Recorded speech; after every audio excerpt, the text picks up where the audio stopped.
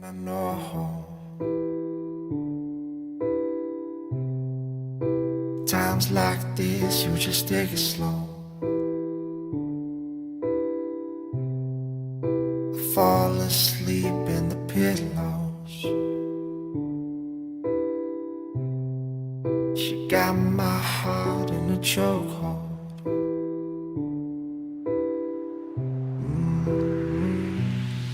And there she goes. Assalamu alaikum. Hello everyone. This is Liquidity Club by Ahmed Shawi. Today is the 10th. Today is Sunday, the 10th of March 2024.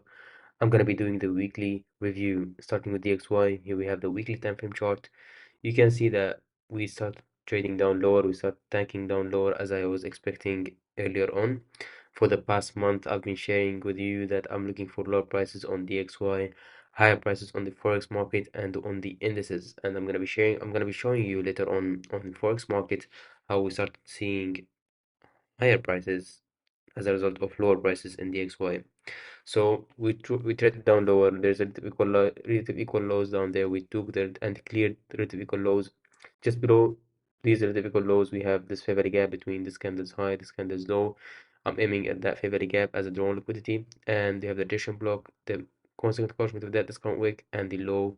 And if we jam towards below this low with magnitude and speed, we might look at this low and the favorite gap just below it. Going to the daily time frame chart, this is the relative equal lows that I've just told you about that we jammed down below them, and we have this small liquidity void and the volume imbalance. We traded to it. Now we have some relative equal lows here and the favorite gap as I mentioned, a weekly favorite gap between this candle's high and this candle's low. So this is what I'm going to be targeting next. We have a fair value gap here. Price can be retracing on Monday or Tuesday from the high of the week, and the rest of the week it can trade down lower to fulfill the objectives of this drawn liquidity and potentially this low right there. So we're in a solid program on DXY, and that's gonna be pretty much it for DXY. Going to ES here, I'm viewing the continuous contract and I'm viewing the weekly time frame chart. You can see that we're continuously printing and posting higher prices here on ES. So we're in buy program. We're not trying to change our bias or narrative. If we're in a buy program, let's say now on the XY, we're in a sell program, we don't try to change our bias, that we're trying to catch reversals into longs on the XY, let's say. And the same thing can be applied and be mentioned for ES. We don't try to take sells here, try to, let's say, take reversal trades against the actual program that is in the actual play right now. So we're in a buy program at the moment. So we don't try to take any sells. We just look for these buy signals and we just take them. We avoid any sell signal unless if it's a scalp, and then you're more than welcome to take it.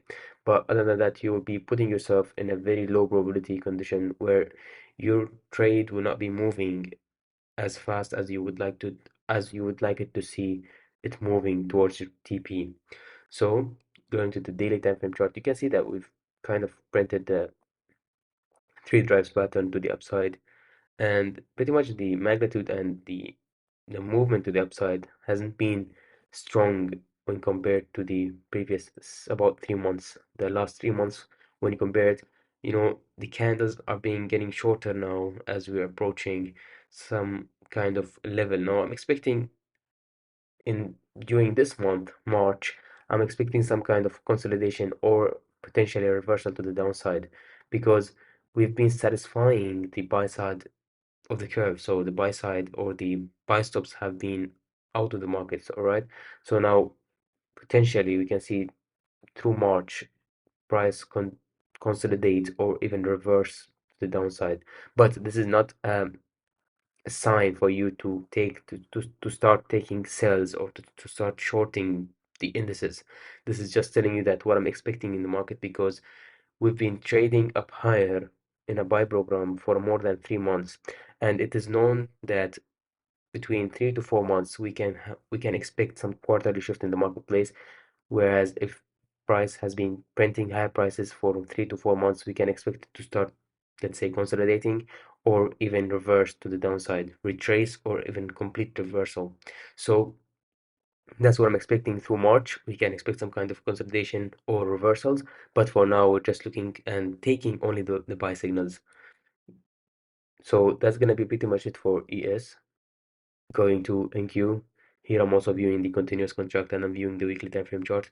And just for your info, the continuous contracts on the indices, and it's always going to be the same. It's always adjusted for the current contract month. So because currently we've transitioned to the next contract, which is now for NQ, it's NQM 2024. We transitioned from March to June because it can be transitioning this week. We're gonna be transitioning this week because the volume of the last contract month when compared to this contract month is gonna be, so this contract month will have more volume when compared to the last contract month. And for indices, there's only 4 contract months. It's March, June, September, and December. For for March, it's H, for June, it's M, for September, it's U, and for December, it's Z. So you can look at them. And for, let's say, now NQ, you can put NQ and the letter that is representing the contract month, and then the year that you're trading in. This is for ES, and the thing that I mentioned, NQ, Dow, which is Dow, for Dow, it's YM, and you know the drill. So now digging into NQ, what I'm expecting here, you can see how we're also like we're printing higher prices, but you can see here on NQ and on ES, we're printing some kind of outside candles where like the buy side and the sell side have been satisfied. You know, they both of them have been cleared out by the market makers or the smart money who are controlling the price. So if you see this kind of signature and price action, we're likely to see some kind of a consolidation before we actually either continue trading up higher or potentially reverse and start the trading lower. Now, why am I mentioning reversal here? I'm going to be mentioning Dow next slides, and you'll be seeing why am I expecting some kind of a reversal or at least some kind of a consolidation in the marketplace, especially in the indices. Going to the daily time frame chart, you can see we're still in a buy program on the indices, so we're still looking for higher prices. So that's gonna be pretty much it for NQ. Going to Dow, here's the weekly time frame chart, the continuous contract, and the weekly time frame chart. You can see that there's lower highs here. There's an SMT. This is a potential SMT to start the quarterly shift to the downside where it can begin the sell program. So this is not panacea. This is not something that is guaranteed. So we're still in a buy program. Price can potentially start and continue trading up higher, but this is just a sign that we should monitor indices closely because we can see some kind of a reversal and start to trade down lower to the downside. So that's gonna be pretty much it for Dow. Going to EURUSD, also known as the fiver. Here I'm viewing the weekly time frame chart. You can see how we started trading up higher. Next target would be this heavy gap between this candle's low, this candle's high. Next would be the buy side liquidity, also the constant cut of the premium wick, and we have the buy side liquidity here, which is the major buy side liquidity. Now you can see how price traded down lower, filled that monthly fair value gap. Price, people would be thinking, or retail trader, let's say, people who are just trading patterns for the pattern's sake, would be seeing this as a bearish breaker. We have a high, low, higher high, lower low. So they will be selling here, potentially believing that we're going to be seeing low prices attacking these lows. But we didn't see that. This was just a turtle soup attacking the and filling the monthly fair value gap before we start trading up higher.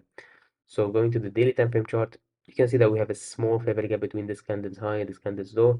This is what we can potentially see price retrace from the low of the week at this fair value gap to make it filled, and potentially Monday, Tuesday, and by the end of the week attack the buy side liquidity and the fair value gap and this buy side liquidity. So I'm still looking for higher prices on EU. Going to pound USD, also known as the cable. Here I'm viewing the weekly time frame chart. You can see how we attack the buy side liquidity that I've been talking about for the past month. When we're trading in here, the fair value gap, I told you that I'm looking at this buy side liquidity to be the next target. And these relative equal highs, I told you that price would never trade down lower and reach for lower prices below before actually taking out these relative equal highs. And we in fact seen last week price taking out all of these relative highs and this buy side liquidity. Now next target would be this high right there. This is what I'm gonna be aiming at. You can see here on the daily time frame chart, sell side liquidity being swept three times. Here we have formed sell side liquidity. It has been swept. We formed the sell side liquidity. It has been swept. Now we formed the low here. So from here, mitigation block on EU. It's a bullish breaker. On GU, it's a bullish mitigation block, and we started trading up higher. You can see the mitigation block. Here's the weekly mitigation block, and we have the daily fair value gap. This is an inversion fair value gap. Price retraced to it last week, and then traded up higher, attacked the buy side liquidity. You can see from Monday, Tuesday, Wednesday, Thursday, Friday, all of these were up close candles. And for the people mentioning, Friday was an NFP, so we had an NFP on Friday. This is why we had the strong price action. So this is the next target. We have the buy side liquidity here, and the rest of the fair value gap, which is the refined fair value gap, and we have the major buy side liquidity right there. So that's gonna be potential for pound USD. I'm still looking for higher prices. I want to add one more thing that next week we have CPI on Tuesday, which is the 12th of March 2024. So it's really important for you to be careful trading in New York, which is CPI is at 8:30 in the morning. So try to be careful that day. And also on Monday we don't have high impact news drivers, so you would just maybe just be away from the markets Monday and just come back to trading on Tuesday after CPI, which is after 8:30 in the morning. So that's gonna be pretty much it for this weekly review. I really hope you found this one insightful. Until I talk to you next time, be safe. Wassalamu alaikum wa rahmatullahi ta'ala wa barakatuh.